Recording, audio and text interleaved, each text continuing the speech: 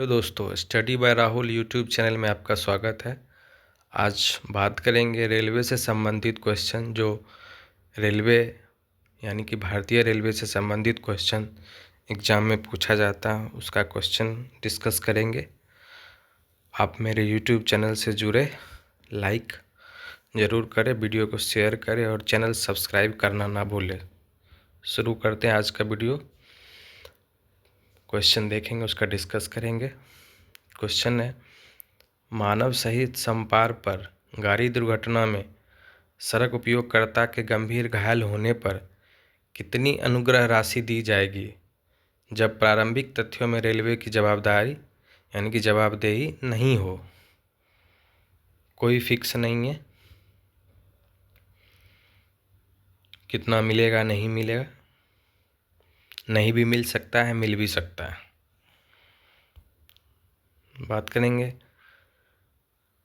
मानव रहित समपार पर गाड़ी दुर्घटना में सड़क उपयोगकर्ता के गंभीर घायल होने पर यात्री को संबंधित को कितनी अनुग्रह राशि दी जाएगी। कोई राशि नहीं दी जाएगी।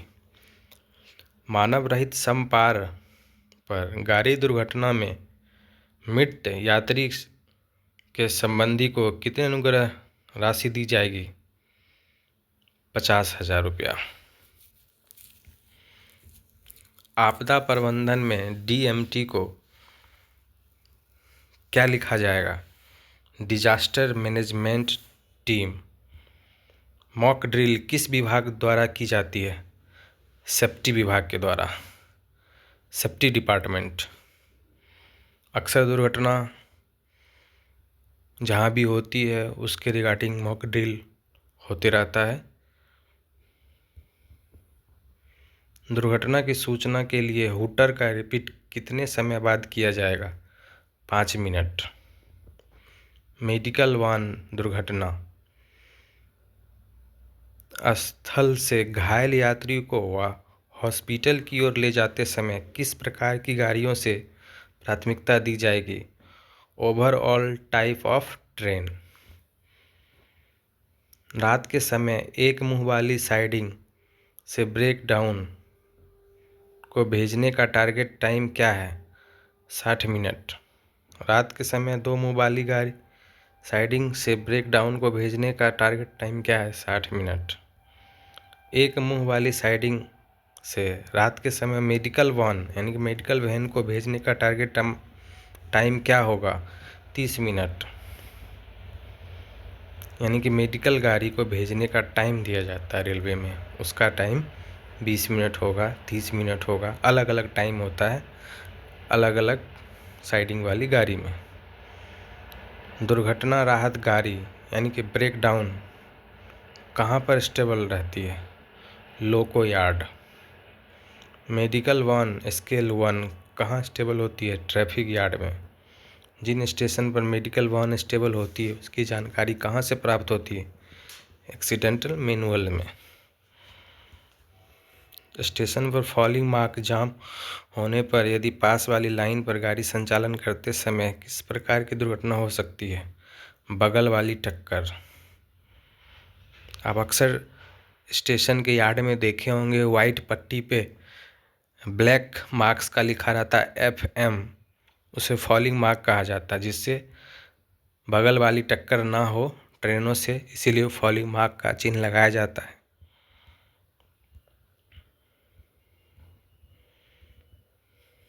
निम्न में से कौन टक्कर के कारण है।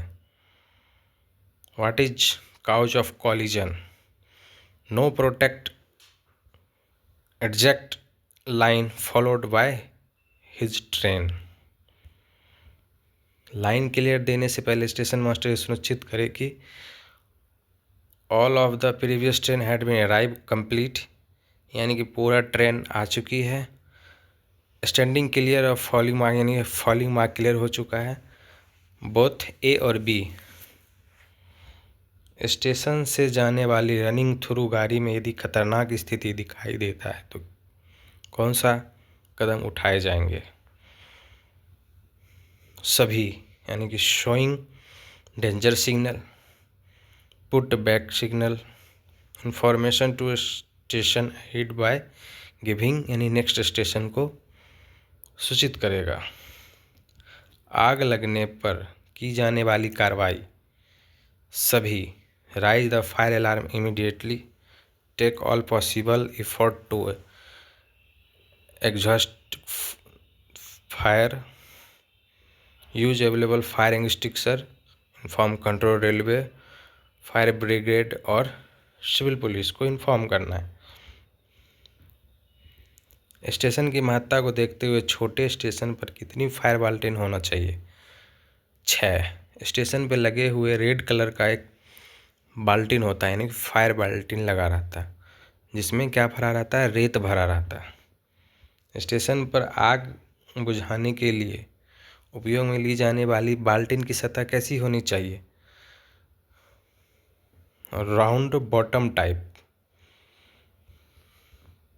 छोटे स्टेशन में कितनी अग्नि बाल्टी होनी चाहिए, यानी कि रेत से भरी हुई बाल्टिन कितना होना चाहिए? 6। जहाँ पानी की बाल्टियाँ उपलब्ध कराई गई है वह हमेशा पानी से भरी हुई सुविधाजनक स्थान पर है, यह देखना किसकी जिम्मेदारी है? Station master, SM। 6 में से कितनी अग्नि बाल्टिन रेत या मिट्टी भर कर रखी जाएगी? रेत से भरी हुई बाल्टिन 3 होगी। रेत या मिट्टी से भरी अग्नि बाल्टियाँ कितने समय बाद कम से कम बदला जाना चाहिए? 2 मंथ। 2 मंथ में चेंज होगा। अग्निशामकों का रखरखाव किया जाएगा। A and B both are correct, यानी कि on contract basis, directed by DRM और डिपार्टमेंटली, अलग अलग डिपार्टमेंट के जो भी कर्मचारी है। बड़े स्टेशनों पर अगली बाल्टी कितनी होती है? एज बाय रिक्वायर्ड, जहाँ वहाँ कितना रिक्वायर्ड है उसके हिसाब से बाल्टियाँ लगाई जाती है। निम्न में से कौन पॉइंट नहीं है? लॉक बार, ये पॉइंट नहीं है, जबकि पॉइंट है क्रॉसओवर, ट्रैप पॉइंट और couple point. Track point, trap point, drilling switch कहा जाता है। गाड़ी में आग लगने पर लोको पायलट क्या करेगा? Isolate both portion, attempt to extinguish, keep safe distance each other, least 50 metre. Station पर इंटरलॉकिंग के मानकीकरण को कितने श्रेणियों में वर्गीकृत किया गया है? 4। स्टैंडर्ड 1 के स्टेशन पर मेन लाइन के फेसिंग पॉइंट पर गति होती है 50। स्टैंडर्ड 2 स्टेशन पर मेन लाइन का फेसिंग पॉइंट पर अधिकतम गति होती है 110 kmph। स्टैंडर्ड 3 स्टेशन के मेन लाइन के फेसिंग पॉइंट पर अधिकतम गति होगी 140। स्टैंडर्ड 4 मेन लाइन के फेसिंग पॉइंट पर अधिकतम गति होगी 160। स्टैंडर्ड 3 के स्टेशन पर किस एस्पेक्ट के सिग्नल हो सकते हैं? MA। स्टैंडर्ड 3 के स्टेशनों पर इनर डिस्टेंस सिग्नल का होना आवश्यक है? यस। स्टैंडर्ड 3 के स्टेशन पर आइसोलेशन का होना आवश्यक है? यस। पैसेंजर दृश्यता बोर्ड रोक सिग्नल से कितने मीटर दूर लगाया जाता है जहां डिस्टेंस सिग्नल लगे हो? Note provided. बड़ी लाइन में गुड्स दृश्यता बोर्ड प्रथम रोक सिग्नल से कितने दूर लगाया जाता है? 1400 मीटर। TMS का फुल फॉर्म क्या है? Decode of TMS, terminal management system. इस तरह का क्वेश्चन एग्जाम में पूछा जाता है, खास करके रेलवे से संबंधित क्वेश्चन आने वाला एग्जाम में पूछा जाएगा। इस टाइप के फुल फॉर्म ज़्यादातर। बहुसंकेतीय सिग्नलिंग व्यवस्था में पैसेंजर साइटिंग बोर्ड कितने दूर पर लगाया जाता है? Note provided. Record of SSI, SSI का फुल फॉर्म क्या होता है? Solid state interlocking.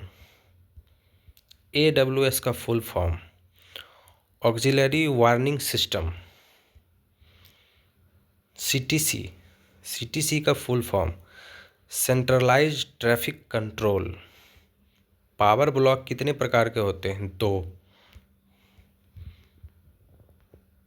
इलेक्ट्रिक या डीजल लोकोमोटिव से चलने वाले वाहनों के संचालन के लिए जब लाइन को ब्लॉक किया जाता है कहलाता है ट्रैफिक ब्लॉक। बिजली चालित वाहनों या सिर्फ एएमयू के संचालन के लिए जब लाइन को ब्लॉक कर दिया जाता है कहलाता है पावर ब्लॉक। पावर ब्लॉक के दौरान डीजल ट्रेन को कैसे चलाया जाता है? Caution order will be issue, यानी कॉशन ऑर्डर जारी करके चलाया जा सकता है। ओडीसी कितने प्रकार के होते हैं? 3। भारतीय रेलवे में ब्रेक पद्धति कितने प्रकार की है?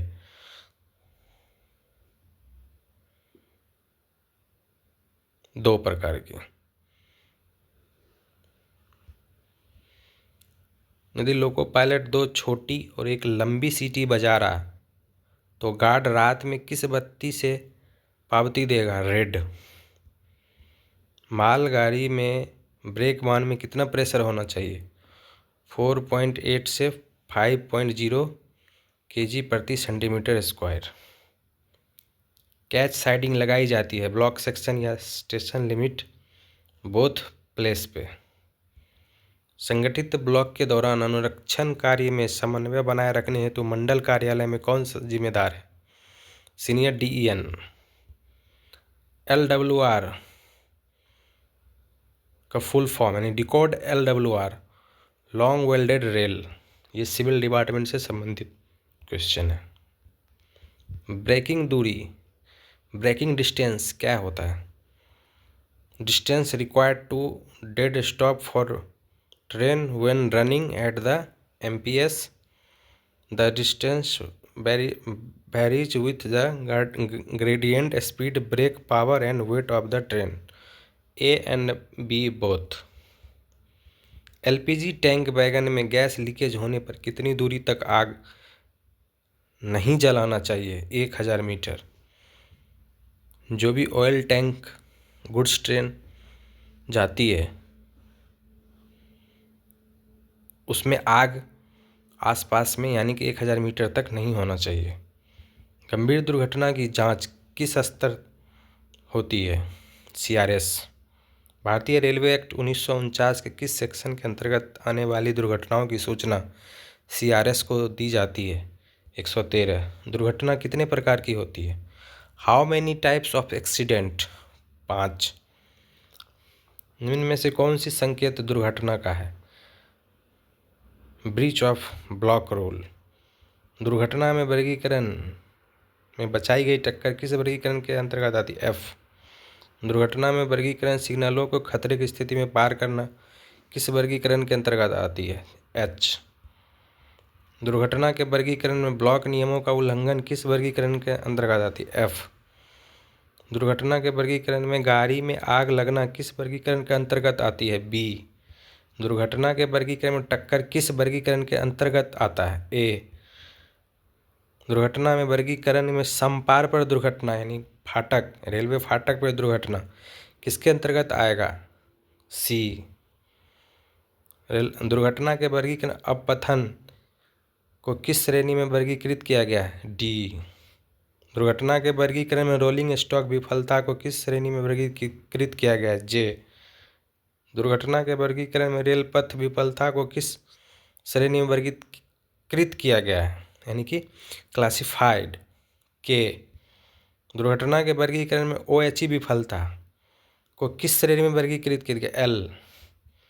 दुर्घटना के सिग्नल विफलता को किस वर्ग में रखा गया? M। दुर्घटना के वर्गीकरण में कौन से नियम का उल्लंघन के अंतर्गत आता है? G। दुर्घटना के वर्गीकरण में कौन सा वर्गीकरण गाड़ी दुर्घटना के अंतर्गत नहीं आता है? L। सवारी गाड़ी स्टेशन पर गलत लाइन में प्रवेश कर गई हो तो दुर्घटना किस श्रेणी में माना जाएगा? G। गाड़ी बिना प्रस्थान प्राधिकार के ब्लॉक सेक्शन में प्रवेश कर गई हो तो किस श्रेणी में वर्गीकृत करेगा? F। ट्रैक कैपेसिटी के संदर्भ में क्रिटिकल सेक्शन से क्या तात्पर्य है? The maximum running time tacking block section. किस दुर्घटना की जांच वरिष्ठ प्रशासनिक अधिकारियों की समिति द्वारा की जाएगी? A1 से A4 के बीच। मालगाड़ी ओवरड्यू होने पर कितने हूटर बजाएगा? 3। मटेरियल ट्रेन की दुर्घटना होने पर कितना हूटर बजाएंगे? 4। टावर वैगन की दुर्घटना होने पर कितने हूटर बजाया जाएगा? 4। गाड़ी दुर्घटना की जांच रिपोर्ट किसको प्रेषित की जाएगी? Senior DSO।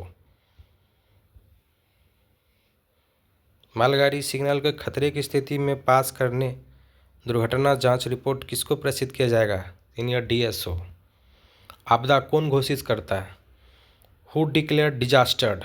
Director OP&VD। गाड़ी में आग लगना कौन सी दुर्घटना है? परिणामी।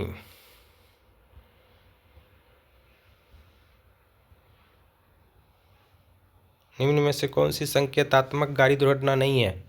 Fire in train. निम्न में से कौन सी दुर्घटना नियमों का उल्लंघन मानी जाएगी? Breach of block rule. OHE में बिजली आपूर्ति कितनी अवधि तक नहीं होने पर उपकरण में विफलता माना जाएगा? More than 3 minutes. आपदा प्रबंधन में NDRF को डिकॉर्ड में क्या लिखा जाएगा? National disaster response force.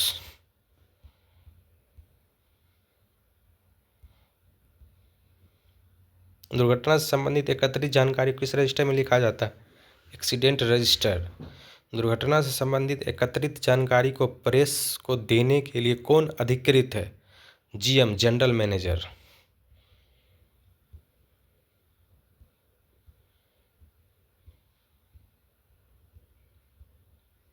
दुर्घटना में चोटग्रस्त रेल कर्मचारी दुर्घटना के समय से 48 घंटे तक ड्यूटी पर नहीं आता है तो किस प्रकार की चोट मानी जाएगी? साधारण चोट। रेल संपत्ति के नुकसान के लिए थ्रेशहोल्ड वैल्यू कितनी है? 1 लाख। गंभीर चोट का IPC किस सेक्शन के अंतर्गत परिभाषित किया गया है? 320। खंड पर लागू अस्थायी गति प्रतिबंध की जानकारी लोको पायलट को कहाँ से प्राप्त होती है? क्वेश्चन ऑर्डर से। आपदा प्रबंधन में स्वर्ण घंटा का अभिप्राय। What is the meaning of golden hours in disaster management? 1 hour for time of accident.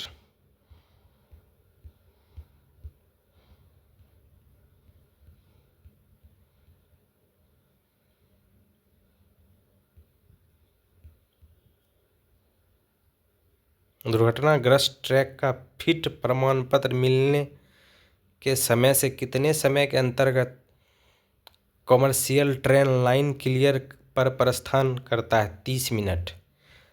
ऐसे ही डिपार्टमेंटल क्वेश्चन के लिए आप मेरे YouTube चैनल से जुड़े।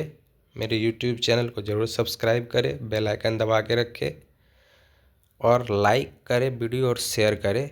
बाकी नेक्स्ट वीडियो में मिलते हैं नेक्स्ट अपडेट के साथ। धन्यवाद।